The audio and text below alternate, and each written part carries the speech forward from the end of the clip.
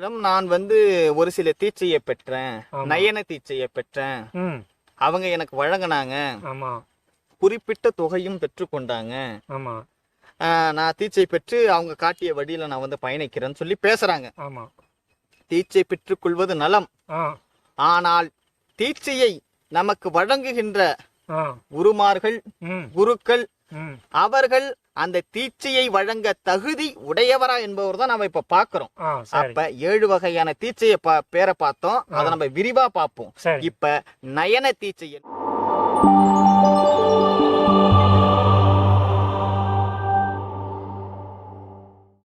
பெருவெளி ரகசியம் பார்க்கும் அனைத்து ஆன்மநேய உறவுகளுக்கும் வணக்கம்.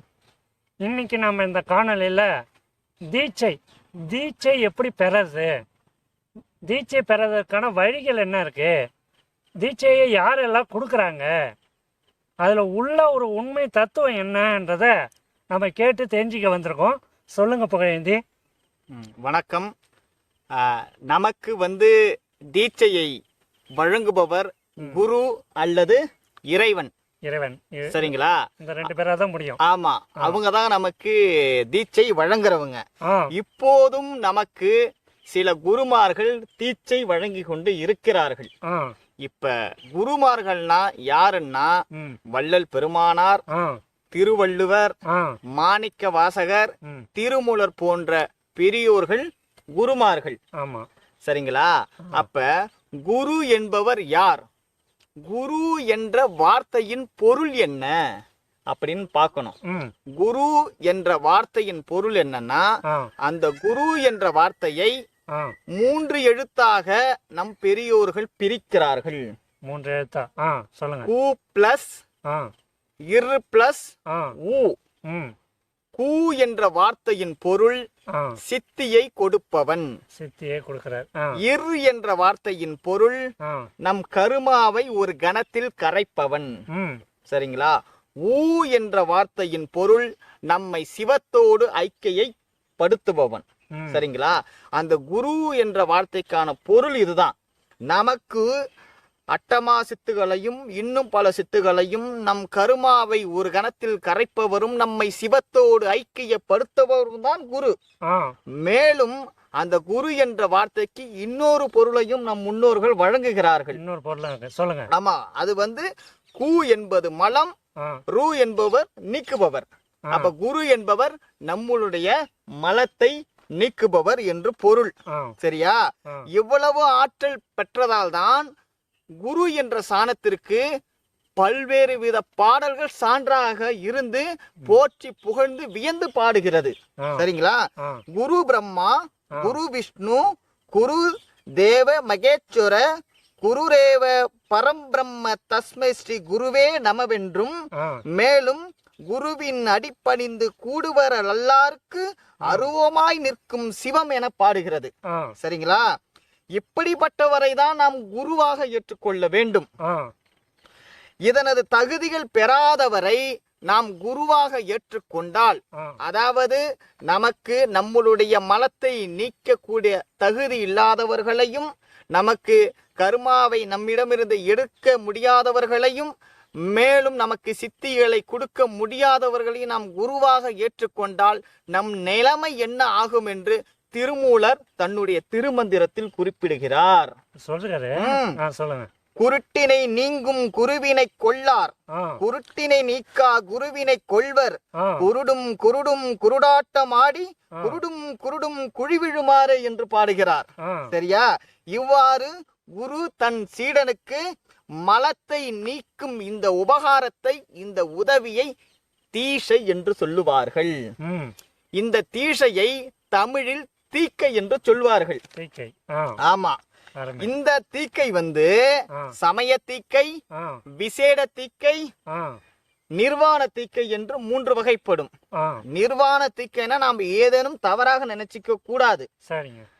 வள்ளல் பெருமானார் அவர்கள் சாலையில் வரும் பொழுது ஒரு சாமியார் எப்பொழுதும் நிர்வாணத்தோட இருப்பாராம். வள்ளல் பெருமானை கண்டதும் அவர் மறைந்து கொள்வாராம். ஒரு நாள் வள்ளல் பெருமான் அந்த சாமியாரை அழைத்து உண்மையான நிர்வாணம் என்ன என்பதை சொன்னாராம். எப்படி சொன்னாரு? ஆமா, அதுதான் அந்த நிர்வாண தீட்சை. அப்ப இந்த தீட்சை 3 வகைப்படும். விசேட தீட்சை, சமய தீட்சை, நிர்வாண தீட்சை. ஆனால் இந்த தீட்சை செய்யும் முறை 7 வகைப்படும். சரிங்களா? அது முறைகள் வந்து 7 இருக்கு. செய்யற முறை 7. ஆமா, வகைகள் 3. ஆமா, வகைகள் 3. அந்த 7 என்னன்னா பர்ச தீட்சை, நயன தீட்சை, மானத தீட்சை, வாசக தீட்சை, மந்திர தீட்சை, யோக தீட்சை, அவுத்திர தீட்சை. ஏன் நாம வந்து இன்னைக்கு வந்து இந்த தீட்சையை பத்தி நாம ஒரு காணொளி பதிவிடுறோம்னா, நம்மளுடைய நெருங்கிய நண்பர்கள் சிலர் குருமார்களிடம் நான் வந்து ஒரு சில தீட்சையை பெற்றேன், நயன தீட்சையை பெற்றேன், அவங்க எனக்கு வழங்கினாங்க, குறிப்பிட்ட தொகையும் பெற்றுக்கொண்டாங்க, நான் தீட்சை பெற்று அவங்க காட்டிய வழியில நான் வந்து பயணிக்கிறேன்னு சொல்லி பேசுறாங்க. தீட்சை பெற்றுக்கொள்வது நலம். ஆனால் தீட்சையை நமக்கு வழங்குகின்ற குருமார்கள், குருக்கள், அவர்கள் அந்த தீட்சையை வழங்க தகுதி உடையவரா என்பவர் தான் நம்ம இப்ப பாக்குறோம். அப்ப 7 வகையான தீட்சையை பேரை பார்த்தோம், அதை நம்ம விரிவா பார்ப்போம். இப்ப நயன தீட்சை என்பது குரு தன் சீடனை கண்களால் பார்த்து தீட்சை வழங்குவது. அப்படி கண்களால் பார்த்து தீட்சை வழங்கும் போது அவனுடைய கர்மா குறையும் என்று பொருள். இதை இன்னும் நல்லா விளக்கி சொல்லுங்க. இப்ப கண்களால் பார்த்தா எப்படி வந்து அந்த இது குறையுன்றீங்க, மலத்தை தீட்சையோட இது அந்த மலத்தை குறைப்பதுன்னு சொன்னீங்க. ஆமா, மலம் இல்ல, கர்மாவை குறையுதுன்னு சொன்னேன். இப்ப வந்து கண்களால் பார்த்தா எப்படி வந்து அது குறையுன்னு கேட்டனா, இப்ப மீன் முட்டையிட்டு அந்த முட்டையை வந்து எட்ட வந்து கண்ணால பார்த்து குஞ்சு பறிக்குமா, அதற்கு ஒரு உதாரணமா அதை சொல்லுவாங்க. அடுத்தது பர்ச தீட்சை. ஆமா, பர்ச தீட்சை என்பது என்னன்னு கேட்டீங்கன்னா, குரு தன் சீடனை தொடு உணர்வினால் அவனுக்கு தீட்சை வழங்குவது. தொட்டாலே தீட்சை வரும்ன்றீங்களா? எப்படி அது? அதாவது இப்ப பொதுவாவே ஞானவேல், எண்ணெயும் திரியும் இருந்தால்தான் விளக்கு எரியும். சரிங்களா? ஆனா இப்ப எண்ணெயும் திரியும் இல்லாமல் மின்சாரத்தின் மூலமாக விளக்கு எரியுது இல்லவா? இது இந்த காலம். ஆமா, அதுபோல தொடு உணர்வினால் அந்த சீடனுக்கு அவனுடைய அபபக்குவ பரிபாகத்தை நீக்கி நல்லறிவை குரு வழங்குவார். இது ஸ்பர்ச தீட்சை. அடுத்தது அந்த நயன தீட்சை சொன்ன பாத்தியா, அதான் குரு வந்து தன்னுடைய சீடனுக்கு கண்களால் பார்த்து வழங்குவது. இதற்கு ஒரு உதாரணம் சொல்லணும்னா, இவரு வள்ளல் பெருமானுடைய முதல் மாணாக்கர் தொழுவூர் வேலாயுதனார் சொல்லுவாங்க, பெருமானுடைய பார்வையே அக்காலத்தில் புலால் உண்பவரை மாற்றுவதற்கு போதுமானதாக இருந்ததுன்னு சொல்லுவாரு. பார்வையாலே. இது அந்த நயன தீட்சைக்கான பொருள். சரிங்க. அடுத்தது மானத தீட்சை. மானத தீட்சைனா குரு தன் மனத்தால் மாணாக்கனது மனதை தன் வயப்படுத்துவது, மனதே கட்டுப்படுத்துவது. ஆமா ஆமா. அதுக்கு என்ன ஒரு உதாரணம் புரிகிற மாதிரி கேக்குறீங்கன்னா, எப்படி குரு வந்து தன்னுடைய மனதால சீடனை தன்னுடைய மாணாக்கனுடைய மனதை கட்டுப்படுத்தி வசப்படுத்தி அவனுக்கு எப்படி நல்ல அறிவு வர வைக்கிறாங்கன்னா, இப்ப ஆமை இருக்கு இல்லையா, கடற்கரையில் ஆமை என்ன பண்ணும், குழி தோண்டி முட்டைய பறிச்சு வச்சுட்டு அது கடலுள்ள போயிட்டு அங்க போய் நினைச்சு பார்த்து வேகமா பாய்ச்சல்ல வரும், அப்பொழுது குஞ்சு பறிக்கும். சரிங்களா? இது இதற்கான ஒரு அந்த மானத தீட்சைக்கு இது கர்மா, ஆணவம், மாயை என்ற இதெல்லாம் இப்படி இப்படி ஒண்ணு ஒண்ணு குறைக்கணும் வந்து நம்ம முன்னோர்கள் சொல்லியிருக்காங்க. மேலும் வாசக தீட்சை என்பது குரு உபதேசம். ஆமா, அதாவது அறிவுடையோர் குருவின் உபதேசத்தால் தெளிவடைவர். எப்படின்னா, காதற்ற ஊசியும் வாராது காணும் கடைவழிக்க என்று மருதவாணரின் உபதேசத்தால் பட்டினத்தாடிகள் துறவு போன்றதை நாம் இதற்கு ஒரு உதாரணமா சொல்லலாம். சரிங்களா? அதுபோல மந்திர தீட்சை, குருவானவர் தன்னுடைய சீடனுக்கு சில மந்திரங்களை உபதேசித்து அதன் மூலமாக தன்னிடம் இருக்கின்ற சில மலங்களை அகற்றுவது.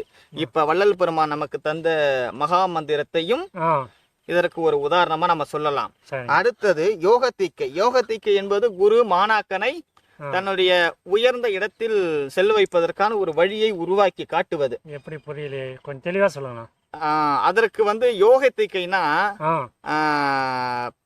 யோகம் என்பது சரியை, கிரியை, யோகம், ஞானம் சொல்லுவாங்க பாத்தீங்களா? அதாவது அந்த 4 வழியிலையும் நாம வந்து இறைவனை அடையலாம். ஆனா ஞானத்தின் வழி அடைவதுதான் முறை. இது எல்லாமே இந்த தீக்கை எல்லாமே நம்மளுடைய சன்மார்க்கத்திற்கு உள்ளே சொல்லப்பட்டது கிடையாது. இங்க தீக்கை எதுவும் கிடையாது. இதற்கு முன்னால் நம்மளுடைய சமய மதங்களில் சொல்லப்பட்டது.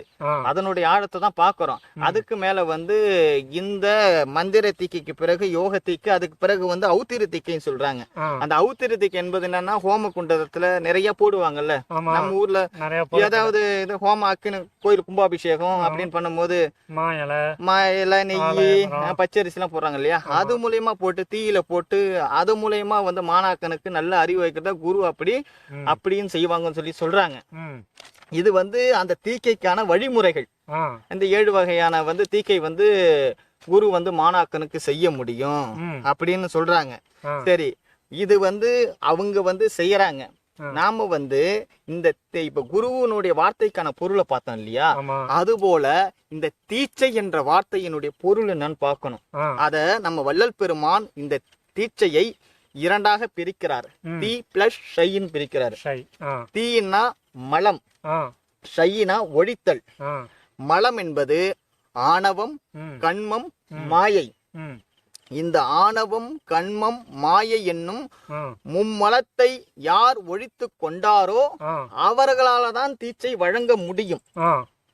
அப்படி மும்மலத்தை ஒழித்து கொண்டவர் தீட்சை வழங்கினால்தான் நமக்கும் மும்மலம் ஒழியும்.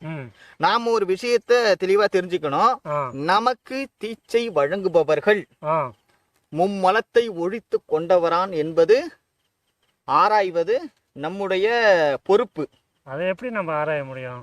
இப்ப மாயை, ஆணவம், கண்மம், மாயை. கண்மம்னா கர்மா. இப்ப நம்மளுக்கு பசி எடுக்குது இல்லையா? இது ஒரு மாயை விகற்ப சாலம். இது வந்து உண்மை கிடையாது. அதுபோல அவர்களுக்கு இந்த பசி முதலிய துன்பங்கள், வியர்வை, நிழல், சாயை, நரை, திரை இதெல்லாம் இல்லாமல் இருக்கின்றவர்கள் தான் இந்த மும்மலத்தை கடந்து இருப்பவர்களாக பொருள். அவர்களால் தான் நமக்கு தீட்சை வழங்க முடியும். சரிங்களா? அவங்க வந்து இந்த மும்மலத்தை ஒழித்து கொண்டார்களா என்பது பார்க்க வேண்டியது நம்மளுடைய பொறுப்பு. மேலும் நமக்கு இருக்கின்ற இந்த ஆணவ மலத்தை நாமே நம்ம கிட்ட இருந்து நீக்கிக்க முடியுமான்னு கேட்டா வள்ளல் பெருமான் இதற்கு ஒரு வழி சொல்றாங்க. மனித வல்லபத்தால் தனக்கு இருக்கக்கூடிய ஆணவ மலத்தை நீக்கிக் கொள்ள முடியுமா என்றால் முடியாது. இது சரி, இது தவறு என்று நம் மனதால் விசாரித்து விஷய வாசனையில் நம் மனம் செல்லாமல் தடுக்க கூடுமே தவிர நம்மால் இது பண்ணிக்க முடியாது. மேலும் இந்த ஆணவ மலத்தை ஆண்டவரின் அருளால் சுத்த தேகம் பெற்றவர்களால் மட்டும்தான் நமக்கு நீக்கி கொடுக்க முடியும் சொல்றாரு. அப்ப ஆணவம், கண்மம், மாயை, இதுல ஆணவத்தை நீக்கி கொடுப்பதற்கே நம்மளுடைய குரு சுத்த தேகம் பெற்றிருக்க வேண்டும். அப்ப தீட்சையில ஆணவமும் இருக்கு, கண்மமும் இருக்கு, மாயையும் இருக்கு. அப்ப நமக்கு தீட்சை வழங்குபவர்கள் ஆணவம், கண்மம், மாயை என்னும் மும்மலத்தை நீக்கி கொண்டவர்களாக இருக்கணும். அப்பதான், அதாவது ஆணவத்தை நம்மளுக்கு நீக்கி கொடுக்கனாலே ஆண்டவரின் அருளால் சுத்த தேகம் பெற்றவர்களால் தான் நமக்கு ஆணவத்தை நீக்கி கொள்ள முடியும்.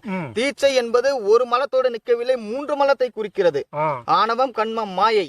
அப்ப மும்மலத்தை நீக்க வேண்டும் என்றால் அந்த குரு எவ்வளவு தகுதி பெற்றவராக இருக்க வேண்டும் என்பது நாம் சிந்திப்பது. சில பேர் சொல்றாங்க, நாங்க வந்து 40,000 ரூபாய் கொடுத்து 20,000 ரூபாய் கொடுத்து தீட்சை பெற்றோம், அந்த குருமார்கள் காட்டிய வழியில் நாங்க பயணிக்கிறோம் சொல்றாங்க. இந்த பணம் கொடுத்து தீட்சையை பெறுவது தவறு கிடையாது. ஏன்னு கேட்டா ஆணவம், கண்மம், மாயை இதை நாம் நீக்கிக் கொள்வதற்காக பல கோடி யுகங்களாக பல்வேறு யோனி பேதங்களில் பிறந்து பிறந்து இளைப்புறுகிறோம். காகிதத்தாலால் நமக்கு ஆணவம், கண்மம், மாயை ஒருத்தவர் நீக்கி கொள்றாருன்னா 50,000 50 கோடி கூட கொடுக்கலாம். சரிங்களா? ஆனா அப்படி வந்து நீக்கி கொடுக்கறவங்க இப்ப இருக்கிறாங்களா இல்லையா என்பது தெரியல. நம்ம அறிவுக்கு. ஆமா, அப்படி ஒருத்தவங்க இருந்தாங்கன்னா நீங்கள் பணம் கொடுத்தும் தீட்சை பெறலாம், பணம் கொடுக்காமலும் தீட்சை பெறலாம். ஆனால் மீண்டும் மீண்டும் நாங்கள் இறுதியாக சொல்லிக் கொள்வது என்னவென்றால், நமக்கு தீட்சை வழங்குபவர்கள் ஆணவம், கண்மம், மாயை என்னும் மும்மலத்தை நீக்கி கொண்டவர்களா என்பது சிந்திக்க வேண்டியது உங்களுடைய பொறுப்பு. ஏனென்றால் அரி பிரம்மாதிகளுக்கே ஆணவ முதலான மலம் இருப்பதாக பதிவு செய்யப்பட்டிருக்கிறது. சரிங்களா? ஆமா ஆமா. அதனால இந்த செய்தியை பார்த்து மகிழ்ந்த நமது ஆன்மநேய உறவுகள் அனைவருக்கும் எங்களது மனமார்ந்த நன்றியை தெரிவித்துக் கொள்கிறோம். அருட்பெரும் ஜோதி, அருட்பெரும் ஜோதி, தனிப்பெரும் கருணை, அருட்பெரும் ஜோதி. எல்லா உயிர்களும் இன்புற்று வாழ்க, கொல்லா விரதம் குவலயமெல்லாம் ஓங்குக.